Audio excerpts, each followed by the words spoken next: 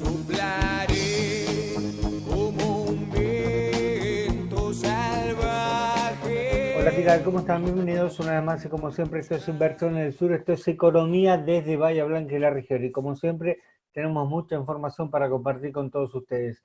Desde el espacio empresarial, desde el espacio que tenemos junto a la Unión Industrial de Bahía Blanca, volvemos a charlar con Martín Goslino, ya que él junto a Mauro Trellini dieron una charla muy importante, una charla virtual por supuesto, para todos aquellos interesados y todos aquellos que tenían inquietudes económicas. Además, tenemos muy buenas noticias para los comercios, por eso hablamos con el señor Omar Moscoloni, tiene que ver con los postnet y la media sanción que se dio en diputados para que el reintegro a los comercios, digo, de las tarjetas a los comercios, sea inmediato. Y como siempre tenemos información económica, vamos a tener análisis empresarial, esta vez de la mano de Fernando González. No sé si lo recuerdan, hace un par de semanas atrás estuvo Fernando charlando con nosotros acerca de la pandemia a largo plazo. Bueno, hoy lo tenemos como economista sin un tema especial, hablando un poco sobre todo las semanas. Bueno, ya mismo arrancamos nuestro programa del día de hoy. Les recuerdo, se puede comunicar con nosotros isurtv@gmail.com en nuestra casilla de correos y además nos encuentran en las redes sociales @isurtv. Estamos en Twitter, estamos en Instagram y estamos en YouTube. Arrancamos ya mismo con el programa, dale, vamos.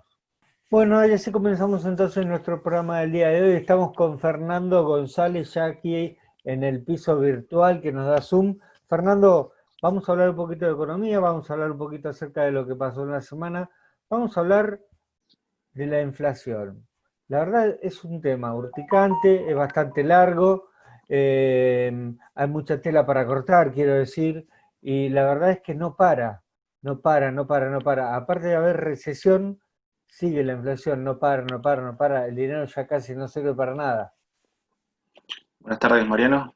Efectivamente, si bien durante algunos meses al principio de la pandemia la inflación pareció desacelerarse, algo que efectivamente pasó, a partir de julio y para acá la inflación ha vuelto a niveles prepandemia, ¿sí?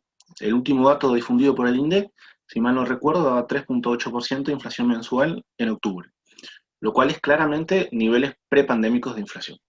Entonces, a lo largo de todos estos meses hubo una gran discusión acerca de, bueno, ¿es la inflación realmente una consecuencia de la política monetaria del gobierno, es decir, de responsabilidad del Banco Central? Claro, Durante algunos meses muchos funcionarios públicos parecían decir que no, que a pesar de que el gobierno estaba emitiendo y poniendo muchos pesos en circulación, IFE, ATP, lo que fuera, la inflación se desaceleraba y entonces la inflación no era un fenómeno monetario.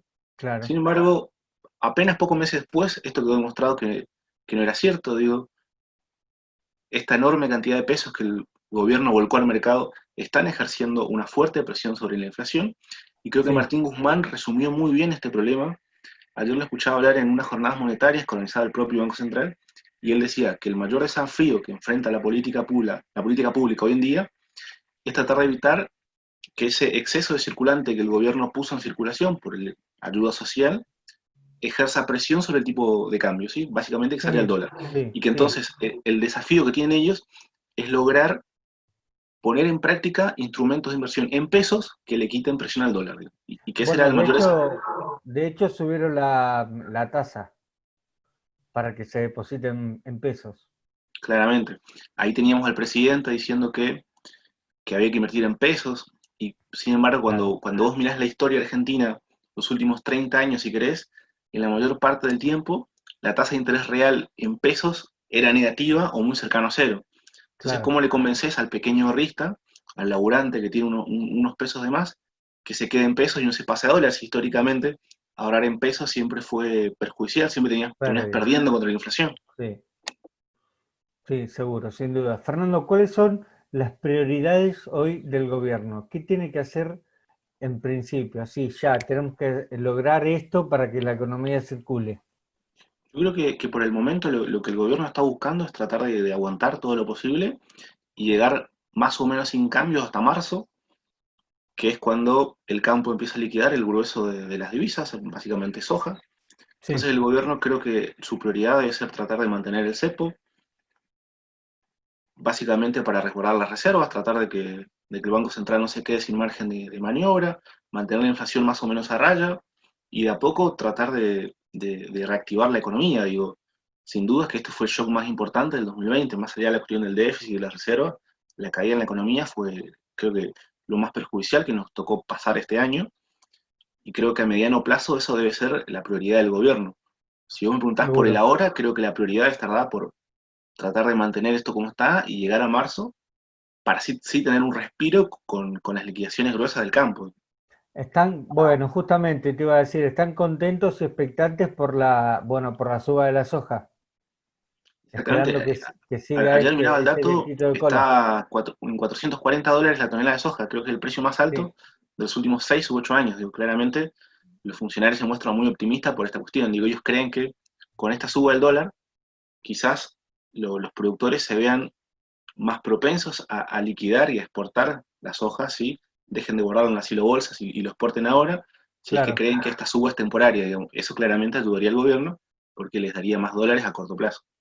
Fernando, nosotros siempre al terminar las entrevistas siempre pedimos a los diferentes economistas si nos pueden dar, bueno, algún consejo de inversión, algún consejo de que tiene una monedita, ¿qué puede hacerlo? Bueno, hoy te ha tocado a ti.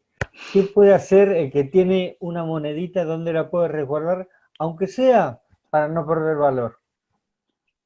Bueno, depende de qué monto estamos hablando, ¿no? Supongo un pequeño rista, yo creo que para empezar, plazo fijo ajustable por ser, digo, con eso te aseguras de no perder contra la inflación, siempre y cuando, ¿sí? Siempre y cuando el gobierno no mienta con la inflación, digo.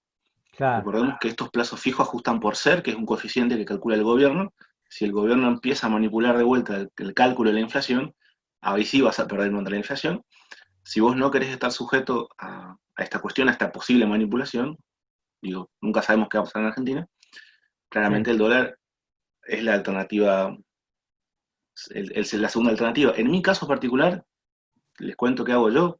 Hace varios meses que vengo invirtiendo en CDRs, que son instrumentos en pesos que en cierta forma te permiten cubrirte de las variaciones cambiarias. Digo, no hace falta comprar dólares, digo esto por el cepo, y sin embargo reflejan los cambios en el dólar. Entonces, para el pequeño ahorrista, yo creo que es un instrumento razonablemente bueno.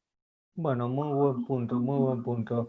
Fernando, te quiero agradecer mucho por la nota, te quiero agradecer por este tiempo que nos has brindado. Gracias a vos, Mariano. Crediva, Sociedad Anónima, Sarmiento 234, teléfono 455-4334.